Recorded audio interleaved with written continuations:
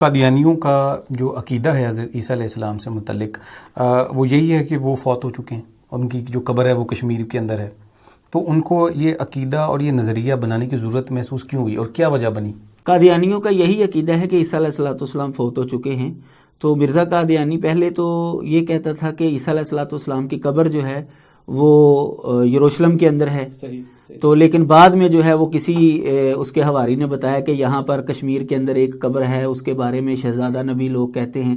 تو اس نے جو ہے نا پھر اس طرف رخ چینج کیا اور کہا جی سری نگر ملا خان یار میں جو ہے اس کی قبر موجود ہے.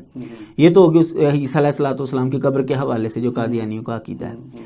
اب کہ انہوں نے ان کو یہ عقیدہ اپنانے کی ضرورت پیش کیوں آئی، اس کی وجہ یہ ہے کہ مرزا قادیانی چونکہ انگریز دور کے اندر پیدا ہوا اور اس کا خاندان جو ہے وہ انگریزوں کا پیروکار تھا اور وفادار تھا، انگریزوں کا وفادار تھا وہ. تو اس کے بے شمار حوالے جو ہے اس کی کتابوں کے اندر موجود ہے. اب انگریزوں کو ایسا بندہ چاہیے تھا جو جہاد کی نفی کر سکے، کیونکہ وہ جہاد سے اس کو بڑی الرجی تھی انگریزوں کو، اور جہاد ہی ایسا ایک فریضہ تھا اسلام 1857 کی جنگ آزادی 1857 کی جنگ آزادی میں اس نے دیکھ لیا تھا کہ مسلمان کیا حشر کرتے ہیں. تو یہ نظریہ کسی طریقے سے ختم ہونا چاہیے. اب وہ نظریہ ختم کرنے کے لیے اس کو کھڑا کیا گیا. تو اس نے جب دعویٰ کیا تو اس کے سامنے جو ہے وہ یہ رکاوٹ تھی کہ میں اپنے آپ کو مسلمانوں میں کس حیثیت سے متعارف کرواؤں کہ وہ میری بات کو مانیں، نبی علیہ الصلوۃ والسلام کی بات کو چھوڑ دیں، قرآن کو چھوڑ دیں. تو پھر اس نے دیکھا کہ مسیح علیہ الصلوۃ والسلام کے آنے کی متعلق پیشین گوئیاں تو موجود ہے.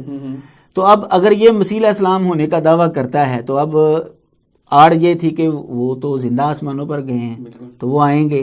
تو پھر اس نے یہ چال چلی کہ عیسیٰ علیہ السلام فوت ہو چکے ہیں، وہ دوبارہ نہیں آئیں گے، اور جو احادیث کے اندر پیشین گوئی ہے جس مسیح کی وہ میں ہوں. اس وجہ سے یہ عیسیٰ علیہ السلام کی وفات کا نظریہ جو ہے انہوں نے گڑھا.